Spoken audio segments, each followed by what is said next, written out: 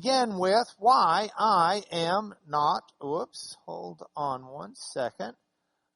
And there we go. Why I am not a Jew. And in the process of this, as I was thinking through how to write the lesson and how to deal with it, I realized that it's not just why I'm not a Jew, but I really ought to be saying why I'm not a Jew, or am I? And, okay, now we're going to make this go a little bit better. Hold on one sec.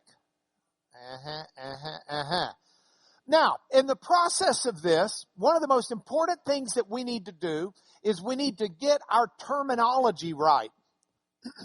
I am a lawyer by trade. And as a lawyer, words make a huge difference in what we do. If a word is defined properly or improperly, it makes a difference in a contract meaning one thing or another thing. It makes a difference in testimony meaning one thing or another thing. So as lawyers, we're taught to zoom in on words, what they are and what they mean. It just comes very natural to us. And I tell you that because I was reminded of a lunch that I had. I don't know, it's been probably about 7 or 8 years ago, maybe a little bit longer, but I was on a hunting trip, and I had taken a Supreme Court Justice who's now passed away, Antonin Scalia, hunting in South Texas. And on Sunday, we were eating lunch, and there were 6 of us around the lunch table. And Justice Scalia is seated to my right, and he said in the lunch conversation, he said, "Lonesome Dove, what was better, the movie or the book?" He just assumed we had both seen the movie and watched the book. That was not even up for discussion. So starting with the fellow on the other side of Justice Scalia, it went around in a circle. It came finally to me. And my reply was this. I said, I think I'm going to say I like the book better. And he said, "Why is that?" And I said, well, I loved the movie. I thought Augustus McCrae and Woodrow Call were just played so well by Robert Duvall and Tommy Lee Jones. I loved the characters. And I loved them so much that that's why I read the book. I wanted more of them. And the book had everything the movie had, but it had more. And I liked it so much, I read the prequel, and then I read the sequel. And I couldn't even get the word sequel out when Scalia interrupted me. And he said, wait, what did you just say? I said, I liked it so much, I read the prequel, and then he said, stop. Prequel's not a word. And I said, yes, it is. And he said, no. He said, that's not a word. And I said, yes, it is. And he said, well, what does it mean? I said, in a series of things, it means the one that came before. And he says, no, it's made up. And I said, no, I'm not making it up. He says, yeah, because that comes from, the pre part comes from the Latin prefix, which means before, and the quil part comes from the Latin sequitur, which means after. And you can't just chop sequitur in half and take the back half and put it with pre. That doesn't work. Now, Justice Scalia's father was a Latin teacher, so he comes by this a little fair. And I looked at him, I said, well, Mr. Latin, it's in the dictionary. And he looked at me and he paused. He says, I'll bet it's in Webster's Third. That doesn't count as a dictionary. I said, no, it's in the Oxford English Dictionary. How's that work on you?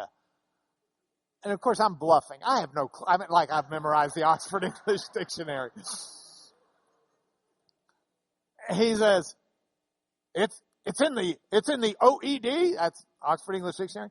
It's in the OED. I said, yeah. He says, you're bluffing. And I said, oh, it's in there. It's just playing the bluff to the end. He says, do you know how to do that Google thing? And I said, yes. He said, you can do that Google thing and we'll find out. I said, okay. I get my computer. I get hooked up to the internet. No easy feat where we were staying. I get hooked up to the internet. I Google it. It's in the Oxford English Dictionary.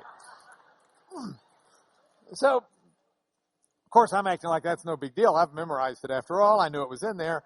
And I said, it's in there.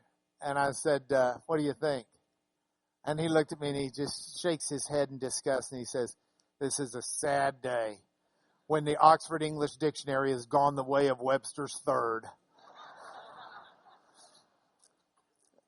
Cut to the chase, after the weekend was over, he got back to D.C., I got back to Houston, but I did a little research and found out the Oxford English Dictionary was actually in the process of doing their 4th edition.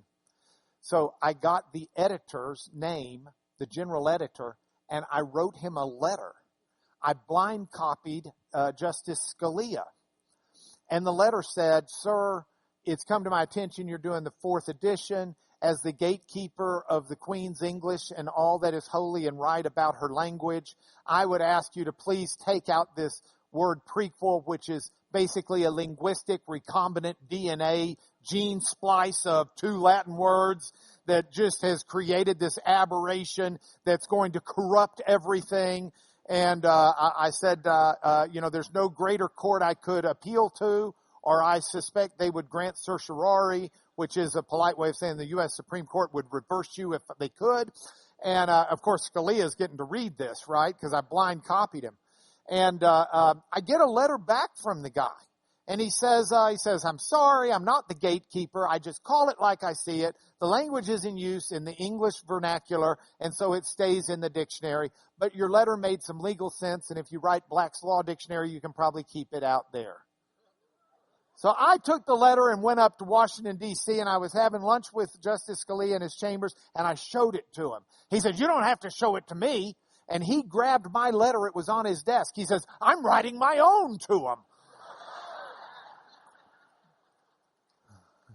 Definitions are very important, and we lawyers tend to take it to an extreme. But having said that, prequel is a word, having said that, I think in the question of why I'm not a Jew or am I, the first thing we got to do is ask a very simple question, and that is, what is a Jew? What does it mean to be Jewish? Now, you might be saying, well, that's a gimme.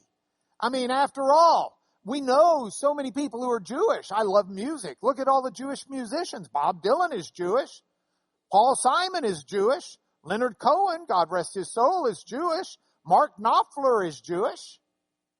We got all of these Jewish musicians. We don't have any problem with that. Actors, Harrison Ford, Jewish. Natalie Portman, Jewish. Billy Crystal, Jewish. We could go on and on. We could talk about Jewish writers, Saul Bellow, Franz Kafka, Ayn Rand, more. We could talk about Jewish scientists who made the cover of Time magazine. We have Jonas Salk. We have Robert Oppenheimer, the nuclear guy. We have Albert Einstein, who also made the cover of Time, I might add. Whoops, there we go. So what does it mean? Oh my PowerPoint's messed up. Ignore Dot Man on the right. We'll get to him in a minute. So what does it mean to be Jewish? It might mean to be a citizen of Israel. And if that's what you mean when you say, are you Jewish, then my answer is pretty easy. Nope, I'm not a citizen of Israel. I'm not Jewish. Maybe you mean, are you a cultural Jew? Do you adhere to some of the Jewish culture? Do you keep kosher? Or do you bar mitzvah your son or bat mitzvah your daughter? No, my daughters didn't have a bat mitzvah and my son didn't have a bar mitzvah and I don't keep kosher. I mix milk and meat and you know, the best pizza in the world is one that's got pepperoni on it. And so I'm not a cultural Jew, if that's what you mean. No. Now we get to Dot Man. Some might say, but are you a genetic Jew? Because when they mean Jew, they're not talking about someone who's a citizen of Israel. They're not talking about someone who just keeps cultural Jewish marks. They're talking about someone who is born ethnically a Jew, genetically Jewish. Well, no, not to my knowledge. that generally is considered traced through the maternal line. And I don't think Mom was Jewish. And I don't think her mom was Jewish. And I can't find any Jews going back that way through the maternal line in our family, or the paternal for that matter. But even on that, there's questions. What does it mean to be a genetic Jew? Did you know? I'm going to get on a soapbox for a moment. Some people argue whether or not there is a genetic Jew. I believe there is. I believe there is because I believe the idea behind the genetic Jew is that God called Abraham out from Ur. Abraham was one of many Middle Eastern people. Somewhere around 2000 BC, God calls Abraham out of Ur, and he takes him to Canaan, and he ensures that Abraham understands that the land of Canaan is going to be given to Abraham and his offspring. And a promise is made to Abraham. Genesis 15 relates the promise this way. God brought Abraham outside and said, look toward heaven and number the stars. If you're able to number the stars, that's how many your offspring will be. And that promise to Abraham was made multiple times. In fact, it was made so much that Abraham got concerned because he didn't have a kid. And his wife Sarah is well past childbearing age. Way past childbearing age. So they're sitting there wondering, well, how's God going to pull this off? So Sarah tells Abraham, I've got a maidservant, her name's Hagar, go into Hagar, and maybe you can have the offspring through her. Abraham does so. Hagar gives birth to a son, Ishmael. But that wasn't God's promise. God's promise was going to be through Abraham and Sarah. Sarah laughs at the idea, but ultimately gets pregnant and has a son.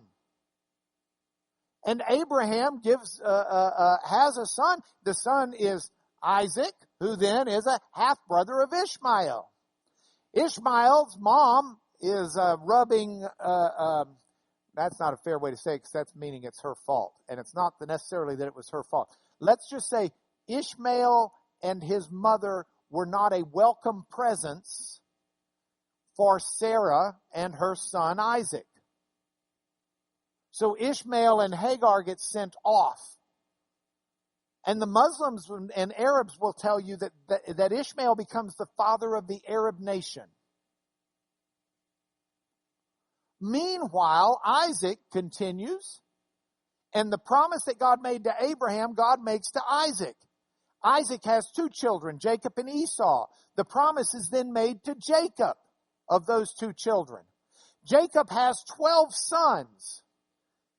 Those 12 sons become the progenitors of the 12 tribes of Israel. Jacob and his family and the 12 sons, they go down into Egypt during a time of famine. Joseph has paved the way for them, one of the sons. While they are in Egypt, the generations continue to breed and to breed and to breed, and ultimately a multitude of Israelites. These are not Jews yet. These are Israelites. There is a difference in terminology. A number of Israelites proliferate in Egypt. Moses ultimately comes, takes them out of Egypt into the promised land. Scholars differ on whether they're early date Exodus, which means it happened in the 1400s, or late date Exodus, which means it happened in the 1200s BCE. I'm a late date Exodus guy. So in the 1200s BCE, Moses leads the people through the promised land. And the 12 tribes get various territories except the tribe of Levi. The Levites are priests that are dispersed throughout all of the territories. And that's what happens. And Israel continues as this conglomerate, not really a kingdom, but a loose federation of people who are ruled by judges here and there periodically as God calls those judges into that ministry. So this is what it's happened. And at that point in time, the people decide, hey, we want a king like everybody else. God says, tisk, tisk, you shouldn't be doing this, but the people are insistent. So they make Saul their first king. That doesn't work out too well. David's the next king. That works out pretty good. Solomon is the next king. Still going pretty good. Solomon dies, and the 12 tribes, the kingdom of Israel, is divided, because not all will follow the son of Solomon as king. So Rehoboam and Jeroboam take different parts of the kingdom. The southern kingdom is basically the tribe of Judah. It's got the lands of Simeon and Benjamin, but they're really minor players. So that's the tribe of Judah, and also called the kingdom of Judah. The northern kingdom continues to be called either the kingdom of Israel or the kingdom of Samaria. It's got most of the tribes. That is until Tiglath-Pileser, the Assyrian, and Sargon II come down and conquer northern kingdom. Now we're into the 700s. So the northern kingdom gets conquered, and those 10 tribes, 9 tribes, get dispersed. Some just become part of the people. Some get moved. Some flee to Egypt. Some flee to Judah. But for several hundred years, the southern kingdom, the kingdom of Judah, continues. Ultimately, in the 6th century BC, Babylon comes and conquers Judah, carts off those that they cart off. Some assimilate into the local just area people. Some go to Egypt. And they're gone for a couple of generations until a new king allows the Jewish people, and now we've got Jewish people, to come back and settle. They're called Jewish because they were the tribe of Judah, by and large. So they come back, and now we've got the Jewish people who reestablished the Jewish nation. That is, until ultimately it gets destroyed and they get carted off and dispersed by the Romans. It happens twice, in 70 and then again in 120s AD. So, that's the story of first Israelites and then Jews. Now, the reason I say, is there a genetic Jew? We know that biblical story, but there is a huge movement in the world trying to destroy the truth of the biblical story. It might shock you to find out that, especially with all of the political overtones, where Israel claims that they have a right to the lands where they are in the Middle East because God gave them to Abraham, while the Palestinians are saying, no, that's our lands. With all of the political tension, it might not surprise you to find out that there are people who deny Abraham even existed. They deny whether Moses existed. They deny whether the Exodus took place. What might also surprise you is some of the people deeply entrenched in this denial are Jewish.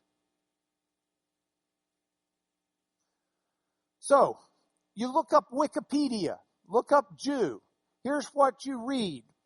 Modern archaeology has largely discarded the historicity, in other words, whether or not it's history, of the patriarchs. Patriarchs are Abraham, Isaac, Jacob, the 12 tribes. They've discarded the historicity of the patriarchs and of the Exodus story. Footnote 53. Footnote 53 is an excerpt, a reference to an article by Dr. Deaver. William Deaver from Arizona State wrote a book. That's not the contention of the book as I remember reading it. The contention of the book is rather that there's no archaeological history that verifies such things. It doesn't mean that they didn't happen. Okay? But that's a side note. With it being reframed as constituting the Israelites' inspiring national myth narrative. Here's the theory. Israel needs a national myth to keep itself together while it's in its Babylonian captivity. So they come up with this whole story, and it's all made up. The Israelites and their culture, according to the modern archaeological account, did not overtake the region by force, but instead branched out of the Canaanite peoples and culture through the development of a distinct monolitristic and later monotheistic religion centered on Yahweh, one of the ancient Canaanite deities. Okay, this is the understanding and belief of a few scholars. This is not the preponderance of scholastic view. This is a minority view that somehow makes its way onto the Wikipedia page. Janet Seifert got mad over it, and she edited it yesterday. They took her edits out, which ticked me off. So I got on and I edited it. They took my edits out. My edits are right. I can't speak to Janet's. I didn't read them. But they were probably right too. And I'm really ticked off about it. I don't know what I'm going to do yet, but I'm going to do something. There is such a thing as a genetic Jew. There is such a, look, the Ishmael, Isaac, Jacob, 12 trons, 12 tribes, all of this kind of stuff. That's just an example of what goes on in this world. By the way, think twice before you cite Wikipedia. I mean, this is just outrageous to me. Here, that's called the Merneptah stela. S-T-E-L-E, stela. A stela is a carved stone. Merneptah was a pharaoh of Egypt. And after some of his adventures where he has some accomplishments, Merneptah has this stone carved on his behalf 1208 BCE. Now this isn't something we just made up. Sir Flanders Petrie is the very first preeminent in the modern age archaeologist, Egyptologist. He discovered this in the late 1800s. It's in the British Museum, the Cairo Museum now, in Cairo. I've seen it. You can see it if you go there. I mean, this is not open for debate. 1208 BCE. 1208 BC, Christian language. That is when this was carved. That's Merneptah's victories. Here's a segment of it. I don't know how well you read your hieroglyphics, but I know it's a little fuzzy, so I've put it down here for you. That says Israel. It's our oldest archaeological recognition of the name of Israel. 1208 BC, Bronze Age culture. Israel is recognized. See the three little hash marks down there below the two people? That's designating in Egyptian speak a confederation of peoples as opposed to a kingdom. It's a collection of peoples, Israel. It stands in contrast to the line before, which talks about Ashkelon, the kingdom, Gezer, the kingdom. If there was a ruler, it gets a kingdom designation. If it's just a bunch of loose people, it gets the people of designation. Israel were a bunch of loose people. That's the biblical account, by the way. In the promised land, Canaan, which is where Merneptah came up against them. I mean, that's there. It just is. Israel is laid waste and his seed is not, is what the line actually says. Now, some scholars want to come in and say, well, You would normally read that Israel, but let's read it as something else because we don't think Israel existed then. Well, okay, but you're making that up. I mean, it reads Israel. That's the Egyptian way you would write Israel. The foremost Egyptologist of that time period, that's considered still the Ramesside period, is a man named Ken Kitchen in Woolton, England. And he's the guy. He's like 150 years old, but he's still the guy. And I've sat in his living room. And I've had him redraw all the hieroglyphics and he just explain it in very clear detail. Ann and Bill Young sat in his living room. And this is not open really to debate. So anyway, there is such a thing as a genetic Jew that I could spend weeks on and have a good time. I really just want to cross-examine whoever it is that keeps taking off our edits on the page. But regardless, I'm not a genetic Jew. There's a fourth category, a religious Jew. Now that's a tough category in and of itself. That's like talking about someone being a Christian. What does it mean to be a Christian? Well, there's lots of different sizes, varieties. They come in all shapes and colors. Religious Jews is really tough to define. If we were to look today at what are the major groups of subdivisions, at least in the United States, of Jews, and from a religious perspective, the blue 12% are Orthodox. An Orthodox Jew believes in the Torah, the first 5 books, the law, as being of divine origin and binding and unalterable. They still apply, you still live by them. The most careful of the Orthodox, the Hasidic community, are the ones who will wear the hats, have the apron, the tefillin, the whole thing.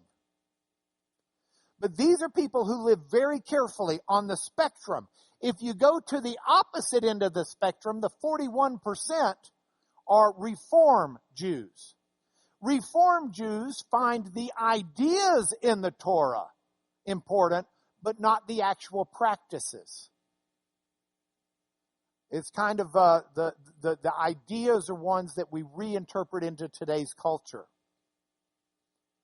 And then in the middle are these conservatives who are a little more careful like the Orthodox, but also a little more carefree like the Reform.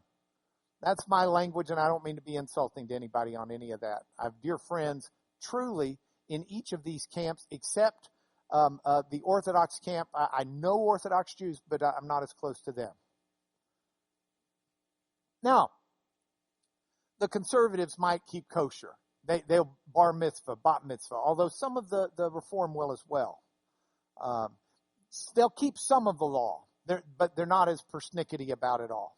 So what about that? Well, those are some of today's sects. You can still see that 18% are other. There are Messianic Jews, completed Jews, that worship, that are Jews, that follow Jesus as Messiah. Now, if you go back 2,000 years and look at the Jewish sects, they were a little bit different.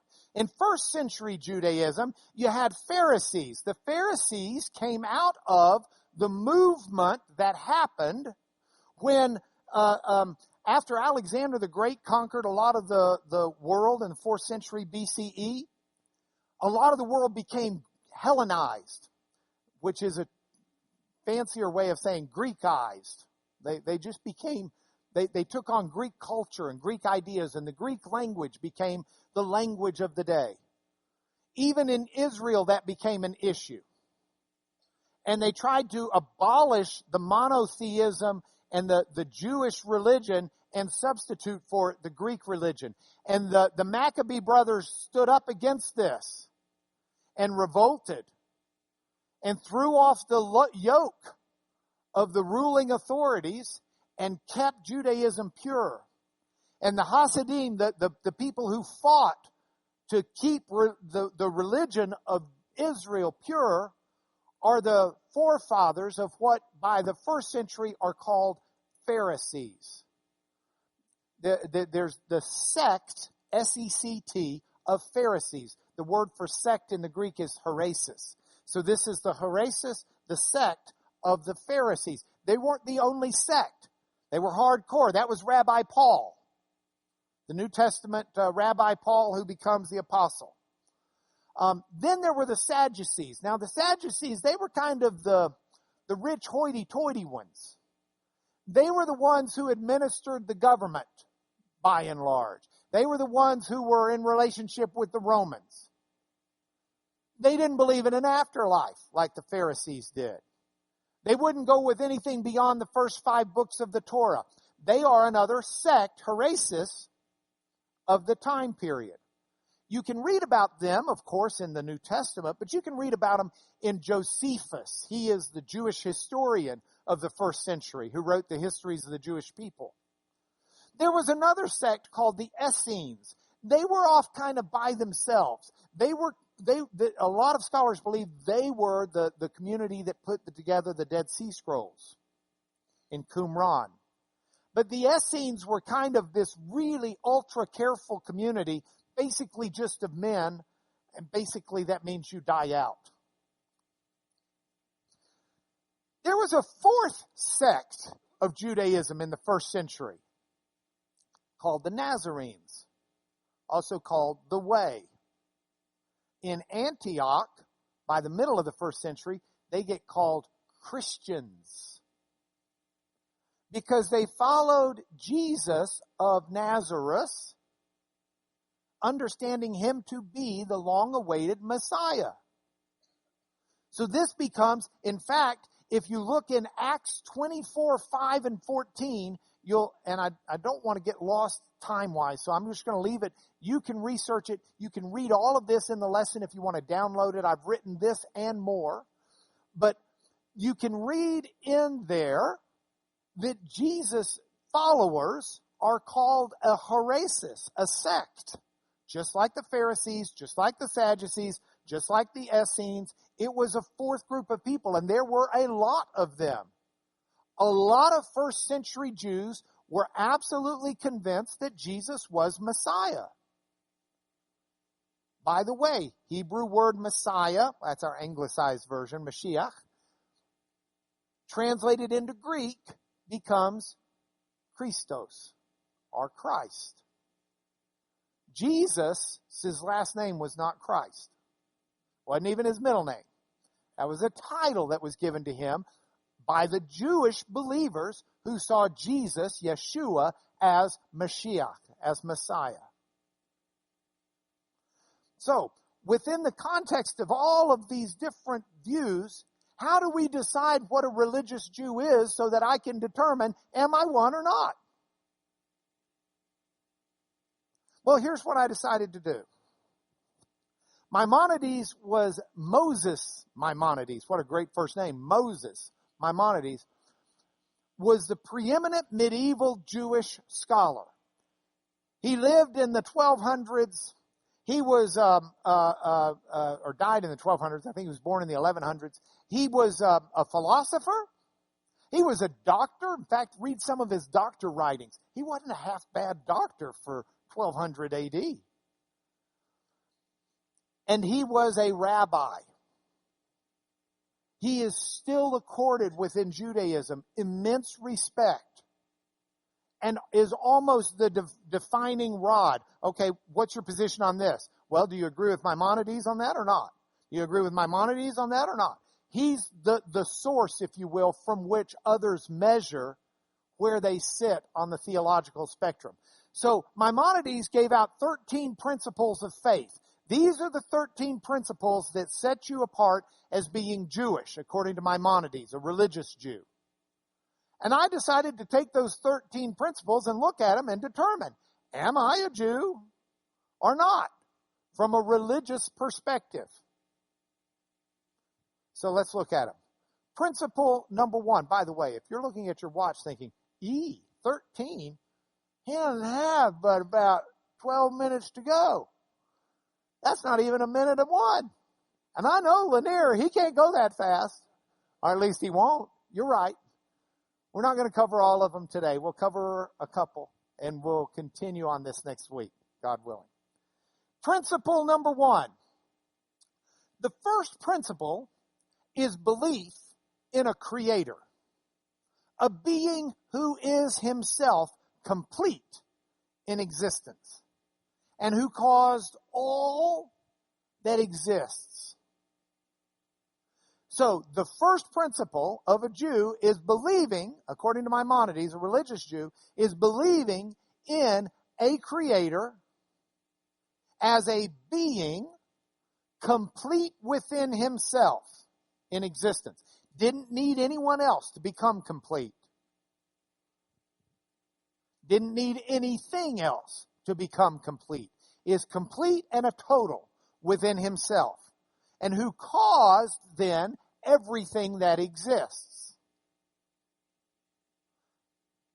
This is automatically different than the Hinduism and the Buddhism that we've looked at that says that God even exists within all of the things created. This is against animism that says God's in the wood that's on the stage. It says God is an entity within himself. That's the first principle. I agree. I don't fuss with that one at all. That's the teaching of the rabbi/apostle Paul in Ephesians 3:9, in Colossians 1:16 and 17. Let's look at those for just a moment and see if that's not real consistent.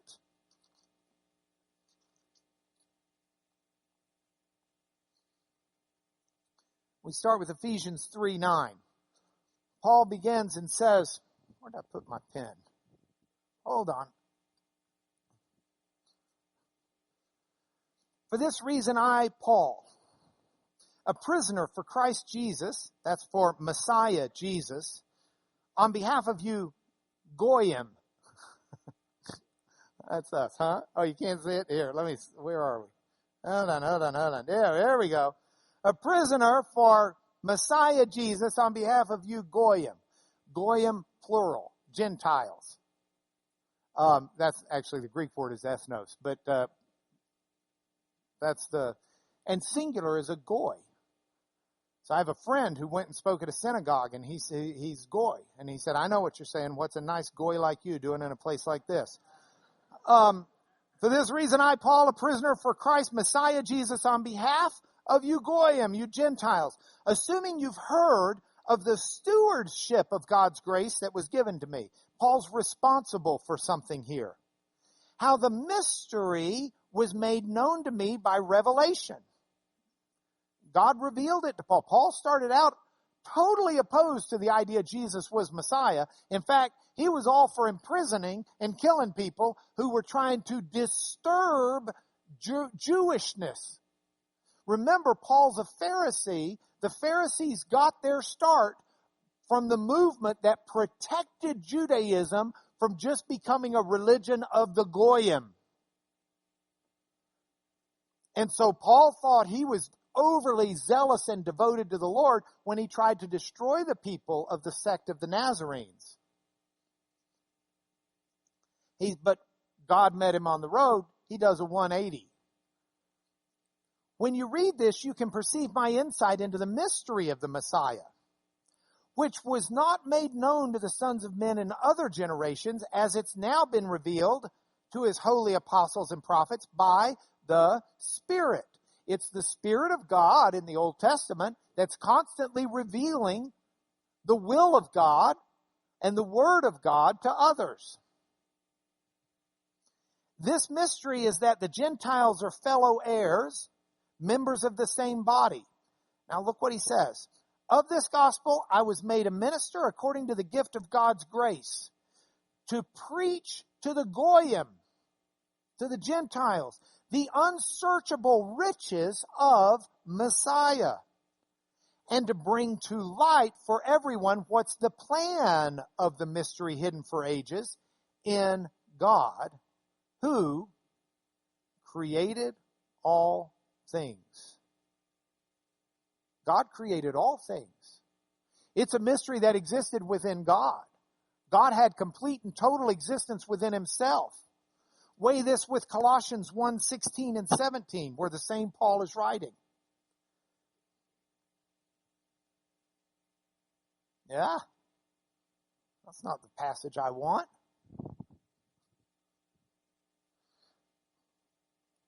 Okay, don't weigh it against what he says in there, but it's what he says in there. Without going through the whole book, unless someone wants to shout out for me where I'm missing this. 3:16 and 17. Thank you.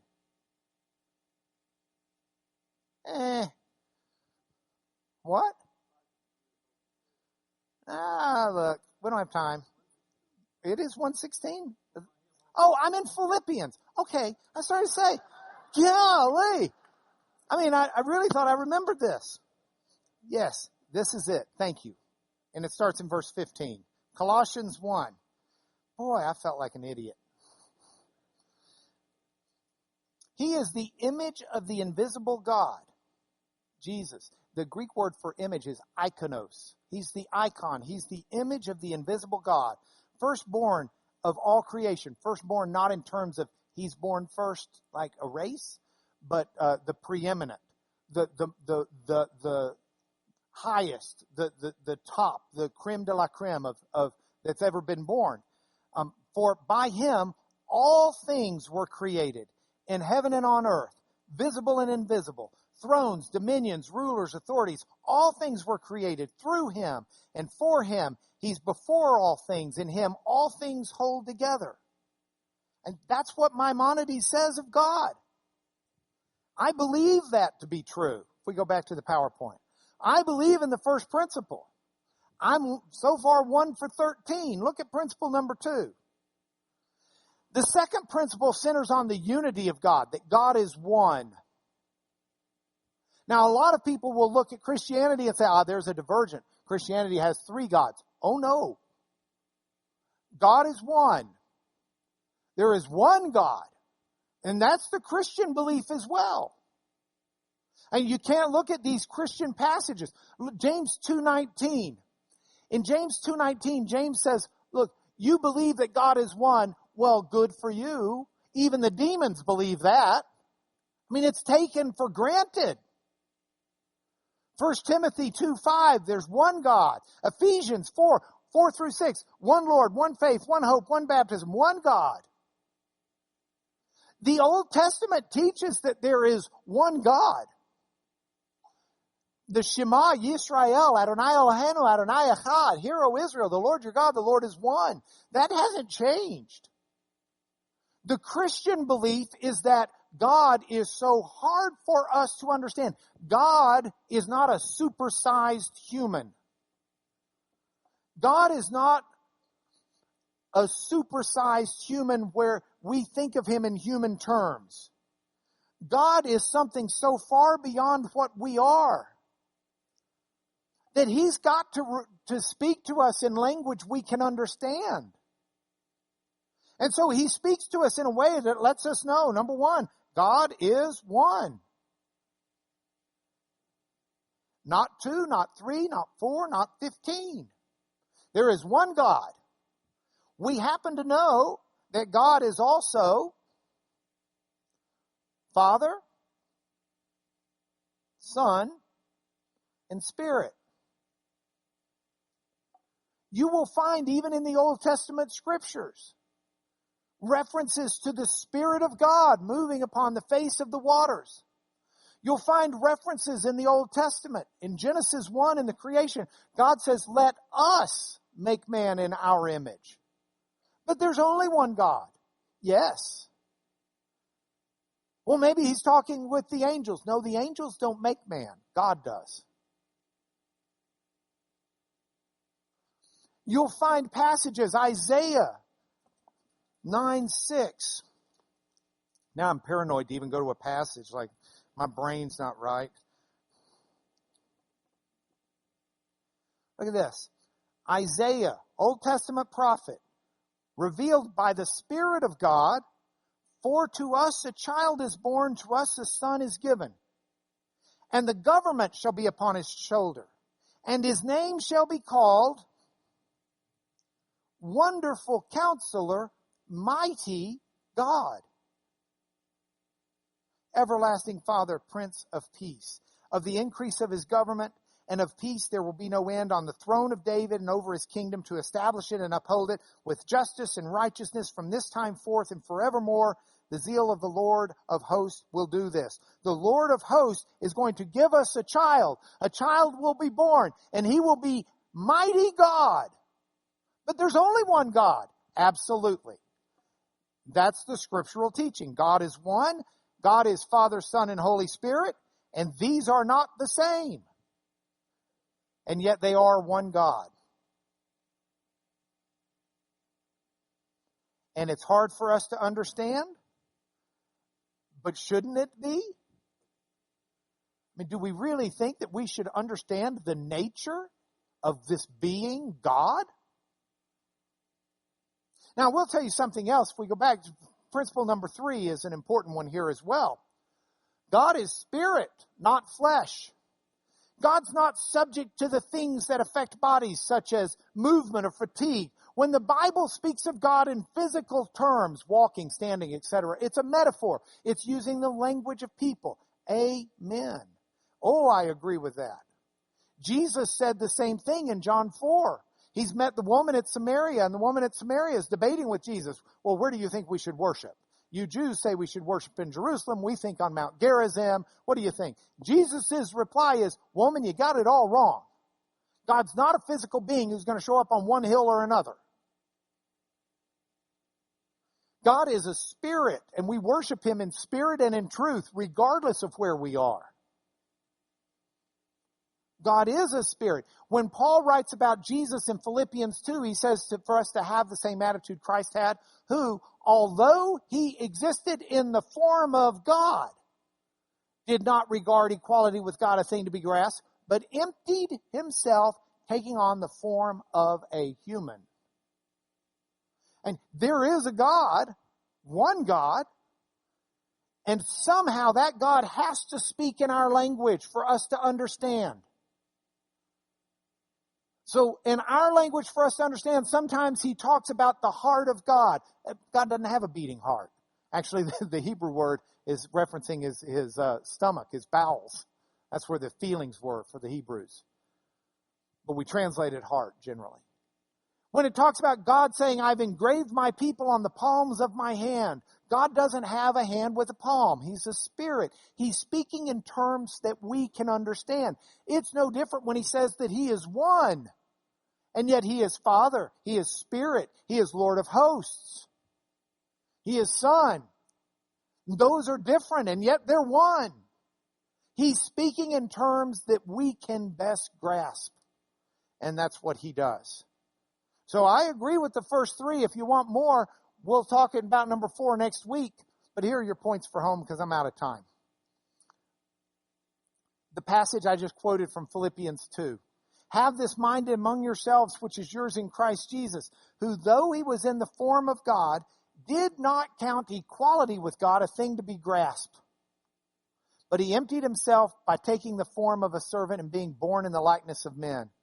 And being found in human form, he humbled himself to other humans by becoming obedient to the point of death, even an embarrassing death on the cross.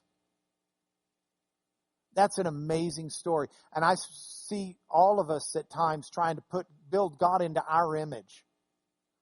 Well, we want a God who's this way, or we want a God who's that way. Surely God's this way. I can't imagine he'd be anything otherwise, because this is what makes sense to me. Eek. I need to be a little more humble, recognize God is who God is, and not who I want him to be. God is spirit, and those who worship him must worship him in spirit and in truth. God is greater than I know. I mean, I can't draw a spiritual being for you. I can't define what they're like. I can't take a spiritual being and tell you where the borders are. I don't have the ability to understand, much less speak to you about what it means to be a spiritual being. I just don't. I'm living with what I got. This is the vocabulary I've got. These are the experiences I got. I'm doing the best I can, and you're doing the best you can. But God is greater than we know. And finally, for unto us a child is born, a son is given. The government shall be upon his shoulders. He'll have his own kingdom. His name will be called Wonderful Counselor. He will change who you are and how you live. Mighty God, Ruler, King of Kings, Lord of Lords, Alpha and Omega, Everlasting Father, Prince of Peace. I need all of that. I want to give God all of his titles. I don't want to diminish him. So far, I'm 3 for 3. We got 10 more to cover next week on Am I a Jew? Or Why I'm Not a Jew, ... or am I? So thank you. Can I bless you real quick before you leave? The Lord bless you and keep you, and the Lord place his countenance upon you and be gracious to you and lift you up before him. I pray these things in his name. Amen.